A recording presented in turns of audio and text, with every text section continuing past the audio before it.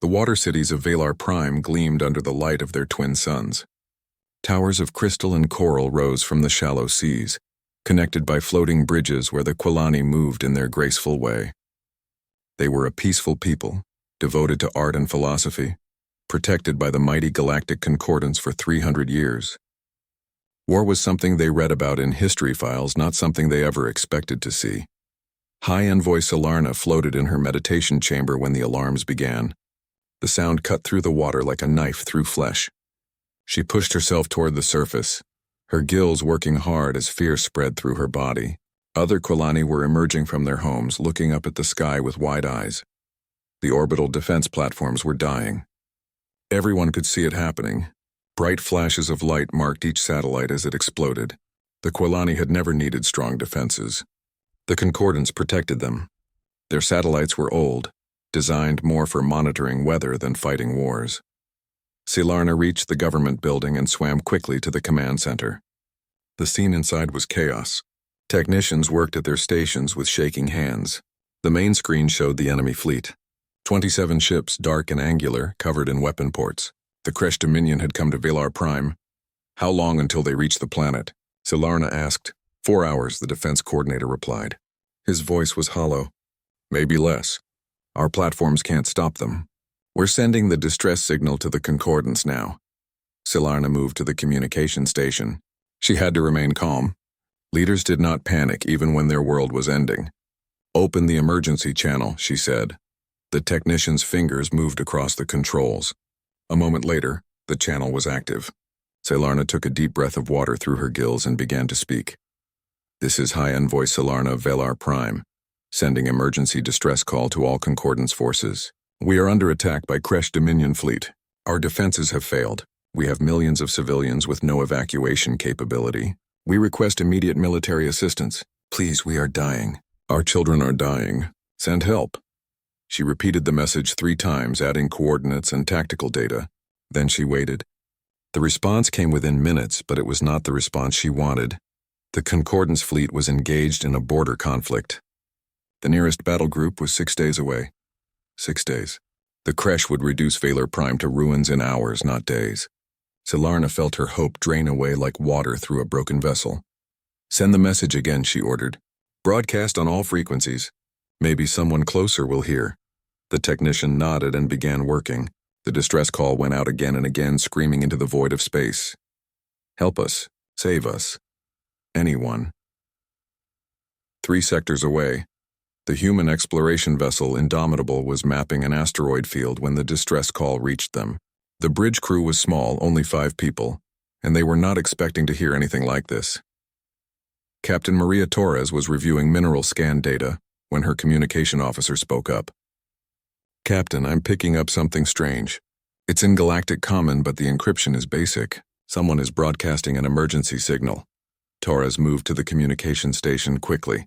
She was a tall woman with dark hair tied back in a practical bun. Her uniform was military standard, though her ship was officially listed as civilian exploration.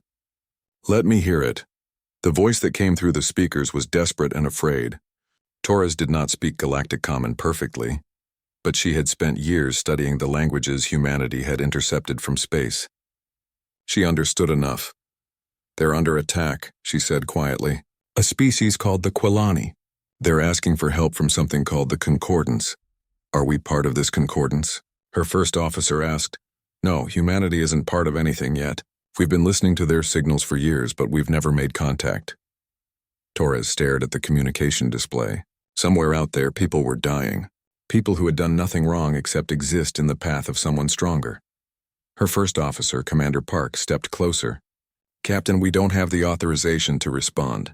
First contact protocols require approval from Earth Command. That could take weeks. Torres knew he was right. Humanity had been careful, watching the galaxy from the shadows, learning before revealing themselves. But those protocols were written for different situations, not for this. How many ships do we have within jump range? She asked. Park checked his display. 37. Most are civilian. Colony ships, cargo haulers, mining vessels. Only 3 are military frigates like us. Send them all a message. Tell them there's a species under attack. Tell them we're going to help and ask who's coming with us. Captain, I know what I'm doing, Commander. Send the message. Park hesitated for only a moment, then nodded. His fingers moved across the controls, sending Taurus's message to every human ship in range. The responses began coming back within minutes. A colony ship called Hope's Journey responded first. We have 3,000 civilians aboard, but we're coming. Send coordinates. A mining barge named Dusty Miller answered next. We've got industrial explosives and a crew that knows how to use them. Count us in. One by one, the responses came. Not every ship agreed to come. Some continued on their routes, which was their right, but most answered the call.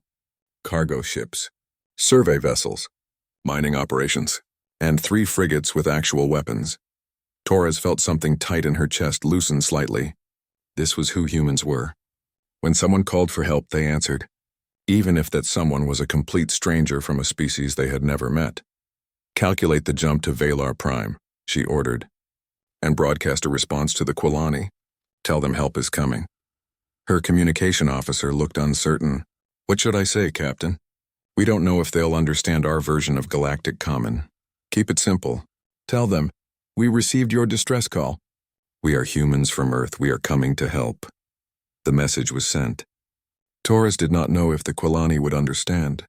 She did not know if 37 mismatched human ships could do anything against a Kresh fleet. She did not know if she was about to start an interstellar incident that would haunt humanity for generations. But she knew one thing with absolute certainty. Someone had called for help, and she was not the kind of person who ignored that call. All ships prepare for jump, she announced. We're going to Valar Prime. On Valar Prime, Solarna was preparing her people for the end when the response came. The words were choppy, the accent strange, but the meaning was clear. What are humans? She asked. The technician checked the databases. I don't know, High Envoy. The species isn't in our records. Neither is Earth. Solarna looked at the main screen. The Kresh fleet was getting closer. Whoever these humans were, they were her people's only hope. She could only pray they would arrive in time, and that they were willing to fight. The Kresh were celebrating their victory before it even happened. Their ships hung in orbit around Valar Prime like dark birds of prey. Ground bombardment would begin within the hour. The Quilani would surrender or die, and their water-rich world would become another Kresh colony. Admiral Vrek stood on the bridge of his flagship, watching the pathetic attempts of the Quilani to evacuate their coastal cities. It was pointless, of course. There was nowhere to run. He had won this battle before firing a single shot. Admiral, we're detecting jump signatures at the edge of the system, his sensor officer reported. Vrek turned his head slightly. The Concordance fleet? No, sir. The signatures are wrong. There are multiple contacts, but they're not military standard. They're jumping in without formation. Vrek moved to the sensor display. His eyes narrowed as he studied the readings. 37 contacts spread across a wide area. The ship designs were crude by galactic standards. Mismatched engines, excessive armor plating, and weapon systems that looked positively ancient. Civilian vessels, Vrek said with contempt. Some fools think they can play hero. Target them all. We'll destroy them as a lesson to others who think about interfering. On the surface of Valar Prime, Solarna received the news that ships had arrived. Unknown ships. Human ships. She moved to the communication center, her heart beating fast in her chest. Open a channel to them, she ordered. A moment later, a voice came through. The Galactic Common was rough and imperfect, but understandable. Quilani people, this is Captain Maria Torres of the human ship Indomitable. We received your distress call. We're here to help. Solarna felt tears form in her eyes. Thank you, she whispered. Thank you for coming. But you must know, the Kresh fleet is very strong. They have 27 warships. What do you have? There was a pause. Then the human captain responded, 37 ships. Most aren't warships, but we didn't come here to run away. The Kresh broadcast their own message then, demanding the human fleet stand down and leave the system immediately. Solarna listened as Captain Torres responded to the Kresh demand. This is Captain Torres to Kresh vessels. You will cease your attack on Valar Prime and withdraw from this system. The Kresh admiral's laughter came over the channel. It was a harsh, clicking sound. You dare to threaten us with cargo ships and mining barges? Leave now or be destroyed. Final warning, Torres said. Her voice was calm, almost casual. Leave or face the consequences. The Kresh admiral cut the channel and ordered his fleet to open fire on the human ships. What happened next was something Solarna would remember for the rest of her life. The human ship scattered like a school of fish, but not in retreat. They moved with purpose, each ship accelerating in different directions. The Kresh fired their energy weapons, bright beams that could cut through most ship armor. Several beams struck human vessels. The ships kept coming. "Report damage to the human fleet," Vrek demanded. "Minimal, sir. Their armor is incredibly thick and their radiation shielding is far beyond standard. Our energy weapons are less effective than they should be." Vrek felt the first stirring of concern. Then used kinetic weapons and missiles. But the humans struck first. From the frigate Indomitable, a spread of projectiles launched. They were simple metal rods accelerated to tremendous speed. The Kresh had not seen kinetic weapons used in warfare for centuries. They were primitive, crude, and supposedly obsolete. The kinetic projectiles hit a Kresh destroyer at a significant fraction of light speed. The ship's shields, designed to deflect energy weapons, did almost nothing against solid matter moving that fast. The destroyer crumpled like paper, atmosphere venting from dozens of holes. "What was that?" Vrek shouted. "Kinetic bombardment, sir. They're using solid projectiles." Another human ship fired and another Kresh vessel took damage. The Kresh fleet began to return fire in earnest, but the humans were doing something else strange. They were not trying to dodge in the traditional way. Instead, they were using their excessive armor as a weapon, accepting hits that would cripple normal ships and continuing to fight. A human cargo vessel. The Shanghai Express took 3 direct hits from plasma cannons. Its armor glowed red-hot and atmosphere vented from several breaches. Instead of retreating, the ship accelerated directly toward a Kresh cruiser. "They're going to ram us," the Kresh captain of that cruiser screamed over the communication channel. The Shanghai Express hit the Kresh cruiser at full thrust. Both ships became a ball of fire and debris. But before impact, Solarna's sensors detected multiple small craft launching from the human vessel. Escape pods. The crew had evacuated at the last possible second. "They sacrificed their ship," Solarna said in disbelief. "They crashed it deliberately." Her defense coordinator nodded slowly.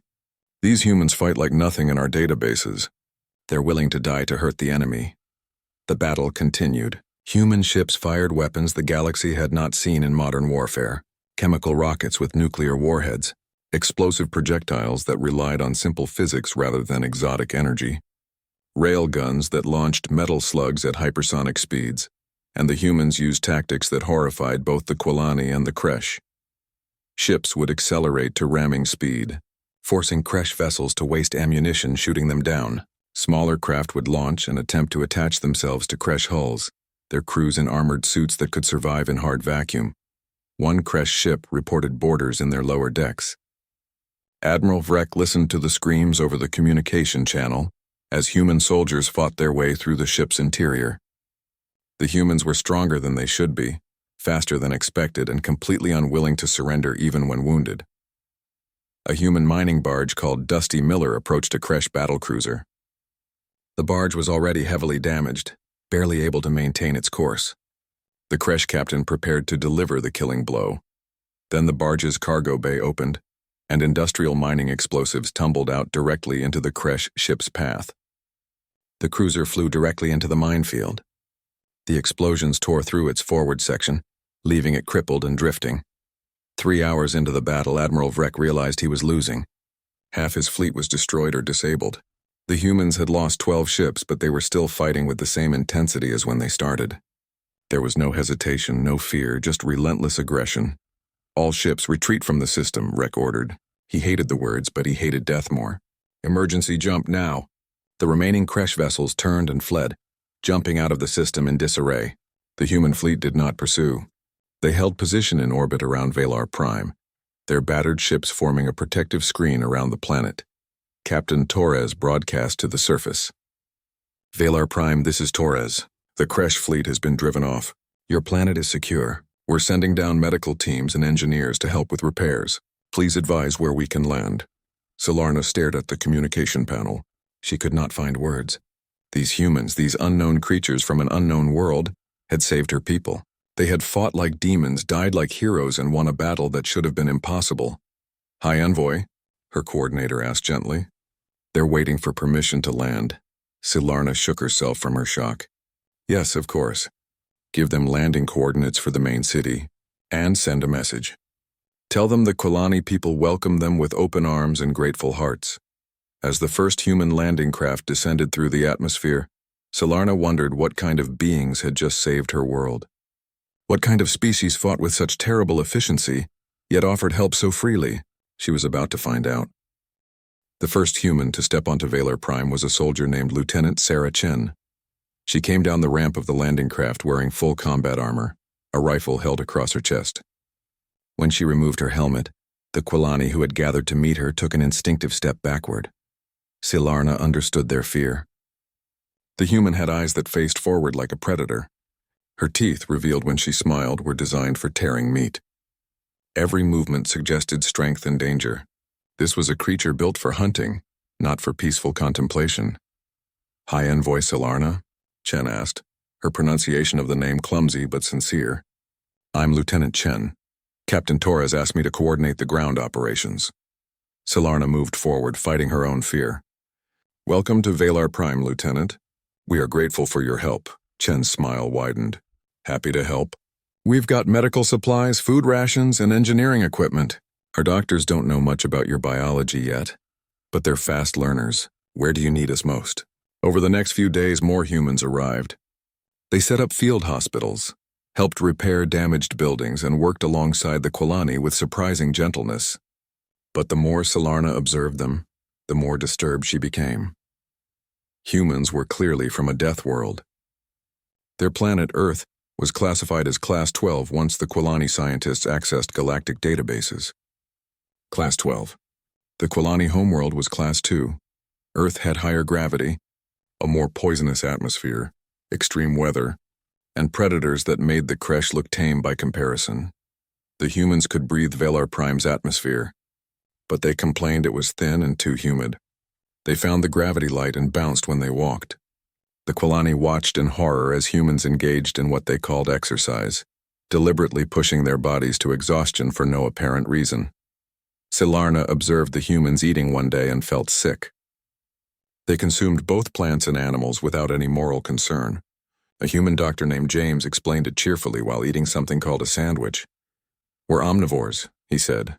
"We can eat almost anything. Back home, humans ate everything from insects to whales. We're not picky." "You eat other living creatures?" Solarna asked weakly. "Well, yeah. Don't you?" "We consume only plants and synthesized nutrients. The idea of eating another animal is horrifying to us." James looked uncomfortable for a moment, then shrugged. "Different worlds, different rules. On Earth, everything eats everything else. We're just one part of the food chain that got smart enough to use tools." That night, the humans held something they called a wake. 3 of their people had died in the battle. The Quilani expected a somber ceremony, perhaps meditation and quiet mourning. Instead, the humans gathered in groups, drank liquids that were literally poisonous to them, told loud stories, and laughed. Solarna attended, confused and disturbed. She approached Captain Torres, who was holding a glass of amber liquid. "I don't understand," Solarna said. "Your people died. Why are you celebrating?" Torres looked at her glass for a long moment before answering. "We're not celebrating death. We're celebrating their lives. Jenny, Marcus, and Dimitri were good people. They died doing something brave and selfless. We honor that. We remember them as they lived, not how they died. But the drinking, the laughter. Grief is heavy," Torres said quietly. "If we carried it the way you think we should, it would crush us. So we share the burden. We remember the good times. We make sure their sacrifice meant something." She raised her glass. To Jenny, Marcus, and Dimitri. They answered the call. The other humans raised their glasses and repeated the words. Then they drank and returned to their stories. Solarna realized she was seeing something fundamental about human nature. They processed trauma differently than her people. They transformed pain into purpose. The next day, Solarna reviewed the battle recordings with her military advisors. What they saw made no tactical sense.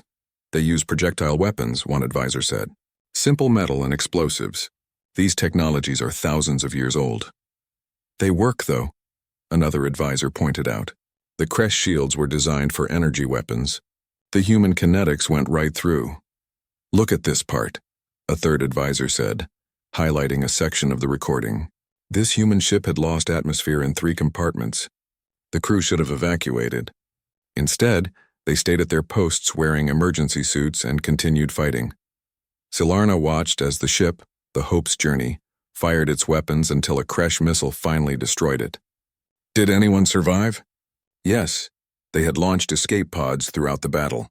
They lost 32 crew members but saved over 2,000. They stayed to give the others time to escape, Silarna said softly. They sacrificed themselves. It's not logical, her military advisor insisted. A ship that damaged should retreat. It's not about logic, Torres said from the doorway. She had arrived without announcement, standing there in her practical uniform. It's about buying time for your people. Those crew members knew exactly what they were doing. Silarna turned to face her. I've been studying your species, Captain. You come from a world that should have killed you long ago. Your planet has disasters, predators, diseases that would wipe out most civilizations. Yet you survived. How?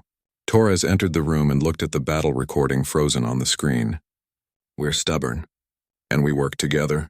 Humans learned a long time ago that we're weak alone but strong together. One human can't fight a lion. 10 humans with spears can. We formed groups, tribes, nations. We protected each other because that's the only way we survived. But you also fight each other, Silarna said. Your history is full of wars. Yeah, it is. We're not perfect. But we're learning. The fact that 37 ships answered your distress call, that says something about who we're trying to be. A young Kalani entered the room, moving quickly. High Envoy, there's a situation at the eastern camp. A human soldier is frightening the children. Silarna and Torres both moved quickly to the scene. What they found was Lieutenant Chen sitting on the ground, surrounded by a dozen Kwalani children. She was breaking something brown into small pieces and handing them out. This is chocolate, Chen was explaining. It's a treat from Earth, try it, it's good. One brave child took a piece and put it in his mouth. His eyes went wide. It's sweet. But also bitter? That's the cocoa, Chen said with a smile. Humans love chocolate. We eat it when we're happy, sad, celebrating, or just because. Is it dangerous? Another child asked nervously. Only if you eat too much. Then you get a stomach ache. Chen laughed. My mom used to limit how much I could have when I was your age. Silarna watched as the children slowly relaxed around the human soldier. Chen was patient and gentle, answering their questions about Earth and humans. When one child asked if humans really ate animals, Chen answered honestly but carefully. Yes, but many humans are choosing not to anymore. We're learning we don't have to eat everything just because we can. We're trying to be better. That evening, Silarna met privately with Torres. Your people terrify us, she admitted. You're so strong, so violent, so different from anything in the Concordance. But you're also kind. Gentle with our children, willing to die for strangers. I don't understand you. Torres looked out at the water city glowing softly in the twilight. We don't fully understand ourselves sometimes. Earth made us hard. It made us fighters. But it also taught us that cooperation beats competition in the long run. Yeah, we can be violent. But we choose when to use that violence, and we choose to use it to protect, not to conquer. The Concordance is coming, Silarna said. Their fleet will arrive in 2 days. They will want to know about you. About humanity. They will be afraid? Should they be? Silarna thought about the question carefully. No, she finally said. I think they should be grateful. The galaxy has been peaceful for a long time. Maybe too peaceful. We forgot that there are still predators out there. We needed someone to remember how to fight, someone willing to stand between the weak and the strong. Torres nodded slowly. That's who we want to be. We've spent enough time fighting each other. Maybe we can fight for something better now. The Concordance fleet arrived exactly on schedule. When they saw human ships still in orbit and human soldiers on the ground, they demanded immediate explanations. Silarna smiled as she prepared her report. The galaxy was about to meet humanity. Nothing would ever be the same. The Galactic Concordance Council chamber was ancient and impressive. Representatives from 47 species sat in their designated areas, arranged in a great circle. The chamber had seen many important debates over the centuries, but never one quite like this. Captain Maria Torres stood in the center of the circle, alone. The Concordance had refused to allow her any guards or advisors. She was being examined like a specimen, not treated like a diplomat. Around her, the representatives whispered to each other, their various sounds creating a background noise like wind through trees. The High Chancellor, a being from the Valorum species, rose from his seat. He was tall and thin, with skin that shifted colors based on his emotions. Right now his skin was a dark purple indicating displeasure. Captain Torres of Earth, the High Chancellor began. You and your species stand accused of multiple violations of Concordance law. You made first contact during a military conflict, violating the Prime Observation Directive. You used weapons banned by 17 separate treaties, including kinetic bombardment and nuclear explosives. You engaged in warfare with a member species of the galactic community without authorization. How do you answer these charges? Torres stood straight, her hands clasped behind her back in military posture. I acknowledge that we broke your laws. We did not know about your laws because humanity is not part of your concordance. We received a distress call from people who were dying. We answered it. That's all? That's all? A representative from the Kelvin Collective spoke up, his mechanical voice sharp. You introduced an unknown military power into a delicate political situation. You used primitive weapons that could have caused planetary damage. You showed complete disregard for proper procedure. Proper procedure? Torres felt anger rising in her chest but kept her voice calm. Your proper procedure would have arrived 6 days after the Quilani were dead. We arrived in time to save them. I'd make the same choice again. The council chamber erupted in noise. Some representatives shouted in anger, while others spoke in support. The High Chancellor raised his hand for silence. The issue is not whether the Quilani were saved, he said. The issue is that humanity has revealed itself to be a dangerous military power without warning or preparation.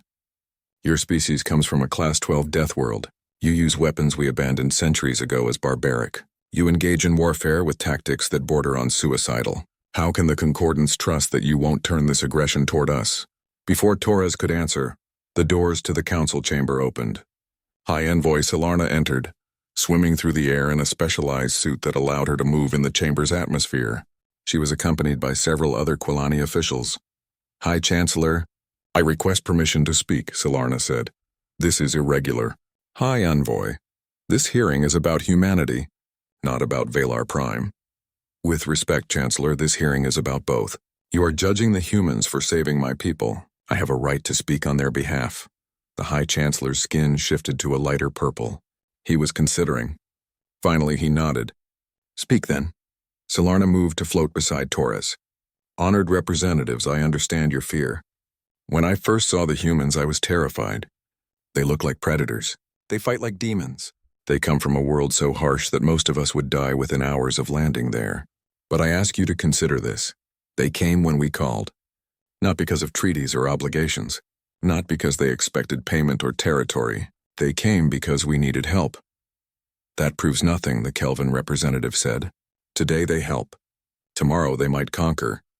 I spent days with them, Solarna continued. I watched human soldiers share their food with our children.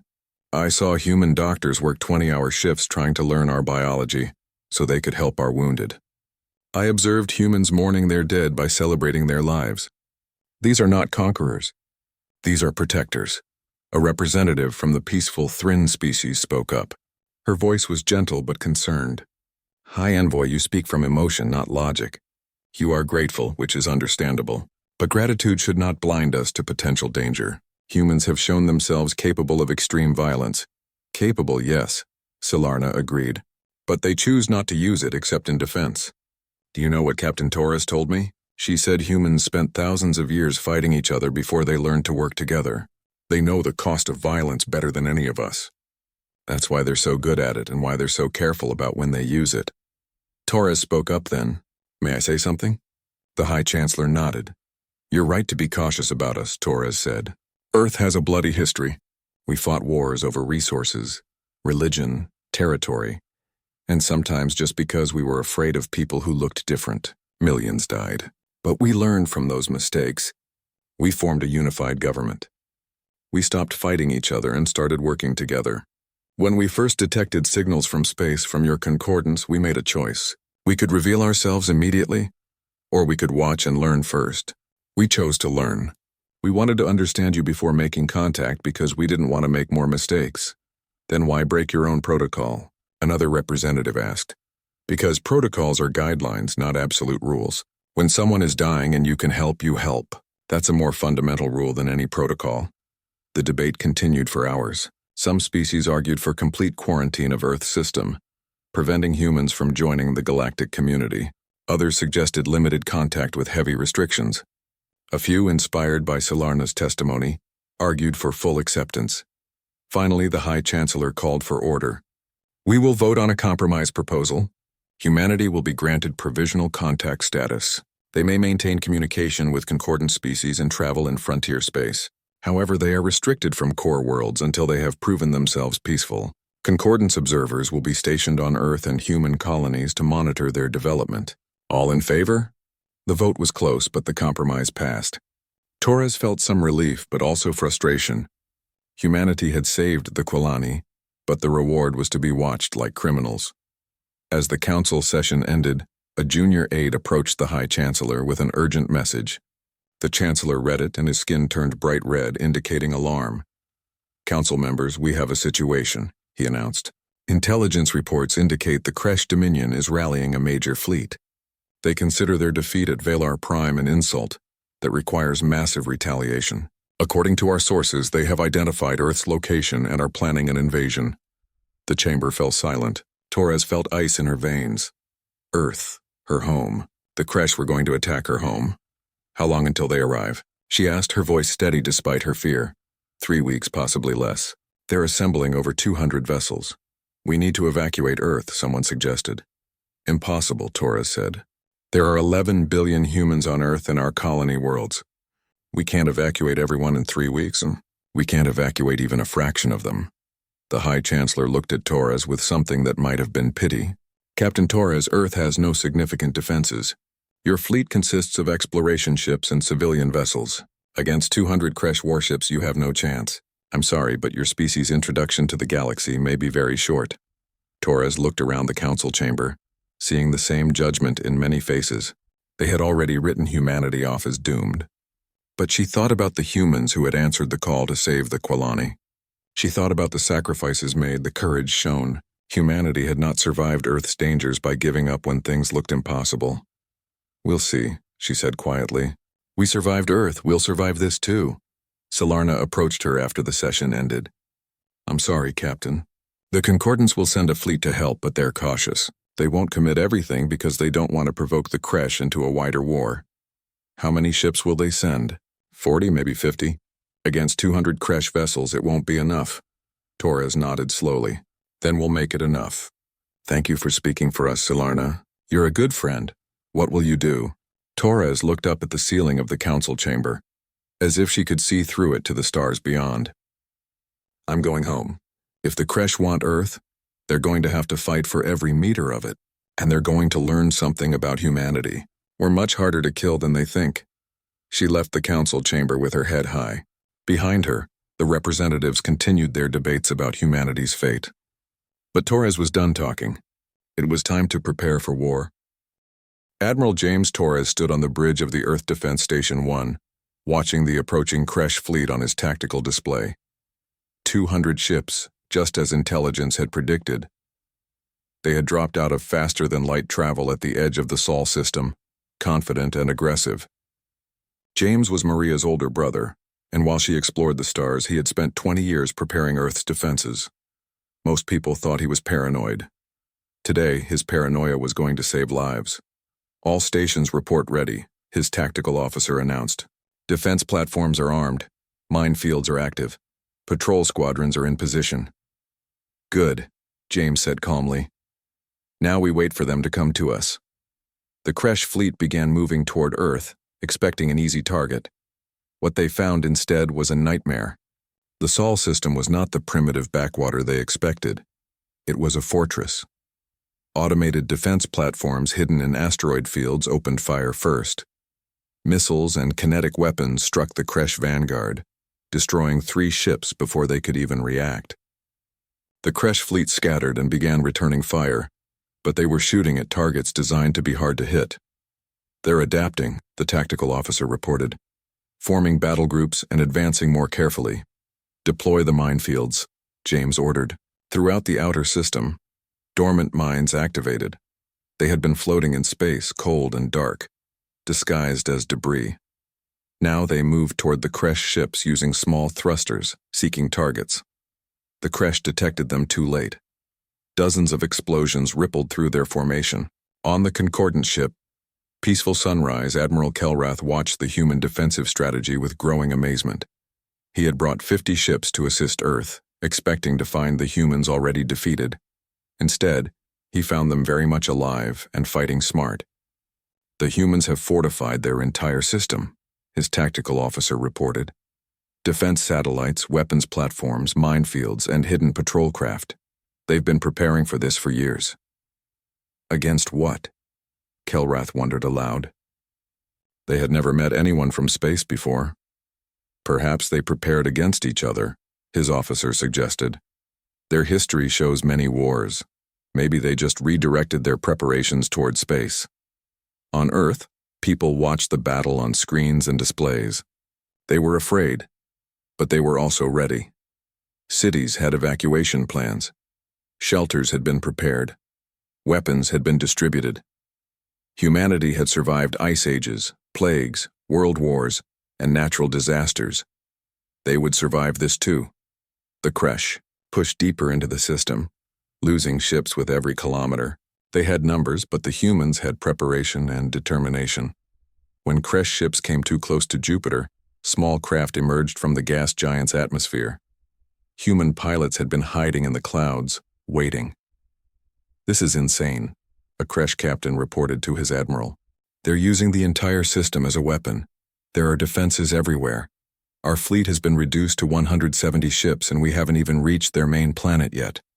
Admiral Vrek, who had fled from Valar Prime in shame, commanded the Kresh fleet. He was determined to restore his honor by destroying Earth. Continue the advance. They cannot have defenses everywhere. Eventually they will run out of tricks. But the humans had more tricks. When the Kresh fleet approached Mars, human ships emerged from behind the planet. These were proper warships now, built in the month since Valar Prime. They incorporated both human weapons and some concordance technology that had been shared. The result was devastating. The human warships fired railguns and missiles while also using energy weapons they had copied from captured Kresh technology. They fought with the same aggressive tactics they had used at Valar Prime, but now they had better ships and more experience. Admiral Kelrath decided his fleet needed to join the fight. All ships, advance and support the human forces. Target the Kresh capital ships. The Concordant ships moved into formation with the human vessels. It was the first time the two fleets had fought together, and coordination was difficult. But something unexpected happened. The human Admiral Torres began sharing tactical data freely with the Concordant ships, showing them where Kresh weaknesses existed, where to focus fire, how to coordinate attacks. Admiral, the humans are sharing military intelligence with us, Kelrath's tactical officer said with surprise. This data could be used against them later. Why would they share it? Kelrath had studied humans since the Valar Prime incident. He understood something that many in the Concordance did not. Because we came to help them. To humans, that makes us part of their group, their pack. They protect the pack, even if it costs them advantages. The battle raged for 6 hours. The Kresh fleet lost ship after ship, their advance slowing as they realized they were not facing helpless prey. They were facing an enemy that had spent its entire existence learning how to fight against impossible odds. A Kresh battleship pushed through the defenses and fired on Earth's moon, destroying a military base there. The human response was immediate and brutal. 20 human ships converged on the battleship, overwhelming its defenses through sheer aggressive determination. 2 human ships rammed it when their weapons ran out of ammunition. The battleship was destroyed, but so were the human vessels. In the debris field, escape pods drifted away from the destroyed human ships. Most of the crews had survived. They had timed their evacuation perfectly, staying at their posts until the last possible second. Admiral Vrek watched his fleet being torn apart and felt something he had never experienced before. Genuine fear. These humans did not fight like civilized species. They fought like the universe itself was trying to kill them, and they refused to die. All ships retreat, Vrek ordered. Emergency jump. But the humans had prepared for this too. Gravity well, generators hastily built from concordance designs. activated throughout the battle space. Ships could not jump to faster-than-light travel while inside a gravity well. The Kresh fleet was trapped. Kresh fleet, this is Admiral James Torres, the human commander broadcast. You have two choices. Surrender and your ships will be escorted out of our system unharmed, or continue fighting and be destroyed. You have 5 minutes to decide. Vrek's pride screamed at him to keep fighting, but his survival instinct was stronger. He looked at his tactical display, seeing that his fleet was down to 90 ships, all damaged. The humans had lost 40 vessels, but they were still fighting with the same intensity, and the Concordance fleet was still fresh, having only recently joined the battle. We surrender, Vrek said, the words bitter in his mouth. The battle ended. The Kresh fleet was escorted to the edge of the Sol system and released, minus their weapons. The human and Concordance ships regrouped, beginning recovery operations for damaged vessels and rescue operations for escape pods. On the peaceful sunrise, Admiral Kelrath received a communication request from Admiral Torres. When the connection opened, he saw a human who looked tired but satisfied. "Thank you for coming," Torres said. "Your fleet made the difference. We could have won without you, but we would have lost many more ships." "You invited us into your tactical network," Kelrath replied. "You shared intelligence that took you years to gather." "Why?" Torres smiled slightly. "You came when you didn't have to. You brought 50 ships to help defend a species you barely know. That makes you pack. That makes you family. We don't keep secrets from family." Kelrath felt something shift in his understanding. This was what humanity brought to the galaxy. Not just military power or aggressive tactics. They brought a willingness to form bonds quickly and deeply. They brought loyalty that extended beyond species boundaries. 6 months passed. The battle at Earth became known throughout the Concordance. The Kresh Dominion, humiliated by 2 defeats, sued for peace. The border conflicts that had troubled the galaxy for decades ended with treaties and negotiations. Humanity was granted full Concordance membership. Human tactics and strategies were studied by military academies. Human ship designs, combining old weapons with new technology, became popular in frontier defense fleets. High Envoy Selarna visited Earth wearing a support suit that helped her body handle the crushing gravity. She walked through a park in what humans called San Francisco, watching people live their ordinary lives. Children played games that looked like combat practice. Adults ran past for fun, engaging in exercise that would exhaust most species. Everything about Earth seemed designed to create strong, resilient people. Captain Maria Torres walked beside her, moving easily in the gravity that made Selarna feel like she was being crushed. "Your people are strange," Selarna said. "You live on a world that constantly tries to kill you. You prepare for wars you hope will never happen. You face impossible odds and call them challenges. Why? Why not find an easier way?" Maria thought about the question as they walked. "Because there is no easier way. Earth taught us that life is hard and the universe doesn't care about fair. So we adapted. We got strong. We learned to work together. We learned to protect those who needed protection. Yeah, we could have stayed on Earth and hidden from the galaxy. But when we heard your distress call, we remembered something important." "What's that?" "Strength without compassion is just tyranny. We're strong because Earth made us strong, but we choose to use that strength to help, not to hurt.